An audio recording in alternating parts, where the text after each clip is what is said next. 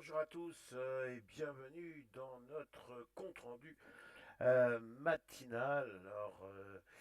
Hier, les marchés sont restés relativement stables, c'est ce que nous allons voir, et tout simplement parce qu'on attendait deux événements majeurs, à savoir l'issue de la réunion de la Fed et après bourse américaine, les résultats de Meta, et on va voir que ces deux événements risquent d'avoir des répercussions assez importantes aujourd'hui.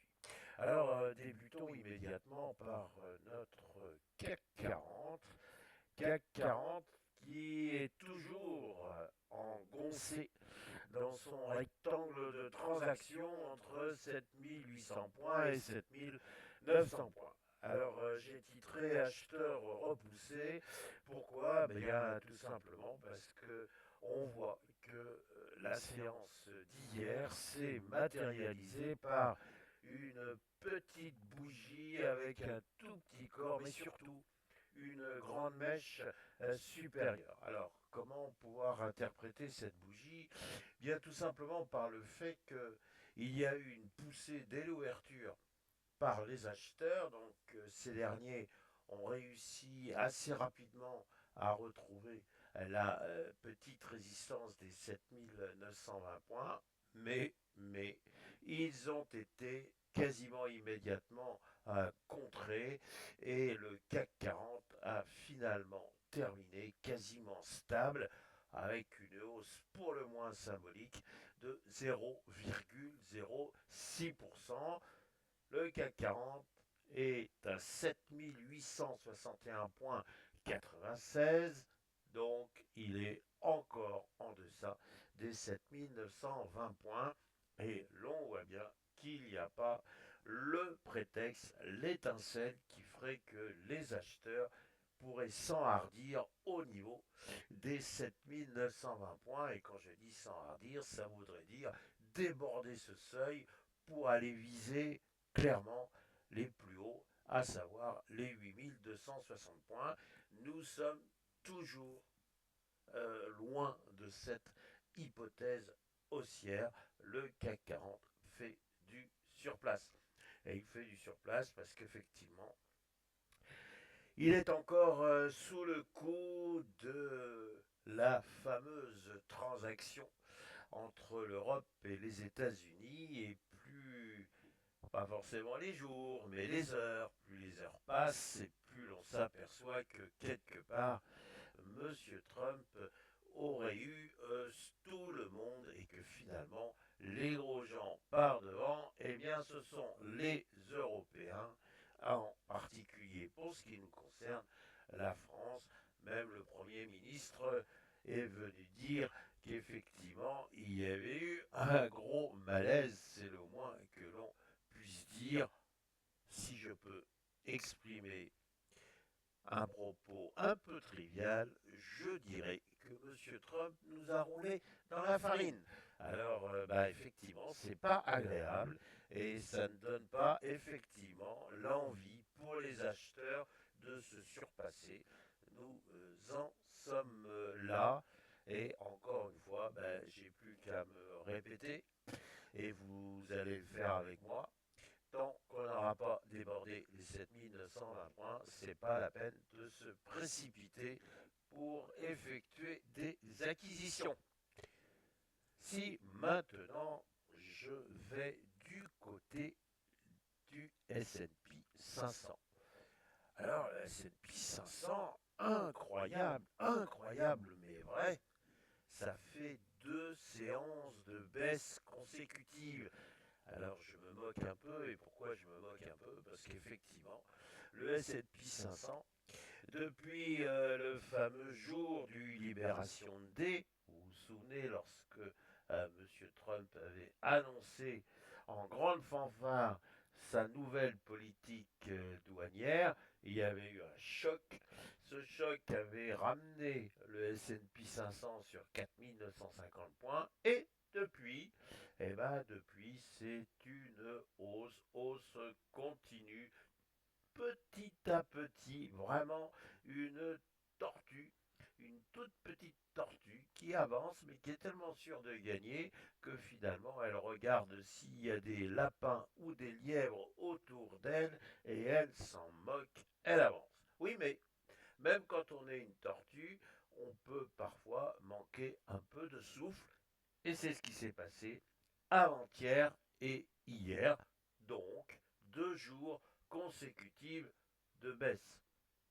Alors, ceux qui veulent absolument considérer que la dynamique haussière n'est pas remise en cause vont se consoler en constatant que la baisse d'hier c'est moins 0,12%. Donc il n'y a vraiment pas de quoi pleurer des larmes de crocodile. Le S&P 500 n'a fait qu'une toute petite pause sous les 6400 points. Oui, mais hier soir, il y a eu les résultats fantastiques, il n'y a pas d'autre mot, de Meta. Hors bourse, il y aurait une progression de plus de 10% du titre. On imagine qu'il va y avoir aujourd'hui un impact très important sur, bien évidemment, le secteur technologique avec le Nasdaq, mais bien évidemment aussi sur le S&P 500 lorsque l'on connaît le poids de Meta. Bon, et puis aujourd'hui, il y aura d'autres résultats importants, notamment ceux d'Apple. Donc, il y a encore une possibilité d'être éjecté sur le plan haussier. L'autre nouvelle de la veille, c'est effectivement l'issue de la réunion de la Fed. Alors, 3 enseignements. Le premier, c'est que le consensus ne s'est pas trompé, il n'y a pas eu de baisse des taux. Donc M. Powell et son institution sont droits dans leurs bottes. On a une situation de l'emploi qui est excellente, c'est le moins que l'on puisse dire. On a une inflation qui ne veut toujours pas rentrer dans la boîte des 2%. Or, quel est le rôle de la Fed? Empêcher effectivement qu'il y ait une croissance molle, donc elle peut jouer sur les taux en les baissant si effectivement il y a un risque de croissance molle, et puis bien évidemment monter ces taux s'il y a un risque inflationniste. Alors là, elle est prise un peu entre deux portes, puisque la situation de l'emploi est parfaite, et quant à l'inflation, elle est un petit peu en deçà des clous. Donc la Fed dit, moi, pour le moment, je n'ai pas de raison de baisser les taux. Donc ça, c'est le premier enseignement. Le deuxième enseignement, c'est qu'effectivement, la Fed n'est pas venue dire, écoutez, vous inquiétez pas, il va y avoir une baisse des taux en septembre. Alors, il faut lire un peu entre les lignes, mais l'on voit bien que la Fed et surtout peut-être son gouverneur, M. Powell, reste tout à fait dubitatif quant aux résultats de la politique douanière de M. Trump. Est-ce que tout ceci ne va pas perturber l'économie américaine, l'économie mondiale? Est-ce que tout ceci ne va pas susciter une inflation qui sera supportée par le consommateur américain? Et si le consommateur américain n'est pas content, il cessera de consommer, ou plus exactement, il arrêtera de consommer de manière presque bestiale, si vous autorisez l'expression. En d'autres termes, puisque la consommation est le moteur de l'économie américaine, est-ce que pour la dernière partie de l'année, on ne pourrait pas connaître quelques ratés? Donc, finalement, il n'y a même plus de certitude de savoir si en 2025, il y aura bel et bien une baisse des taux. Troisième enseignement, depuis très très longtemps, la Fed avait pour habitude de pratiquer l'unanimité. Je veux dire par là que les décisions de la Fed étaient prises à l'unanimité de ses membres. Eh bien, toute bonne règle subit une exception, et hier, nous avons eu une exception. Deux membres importants de la Fed majorité, et donc ils étaient plutôt partisans d'une baisse des taux.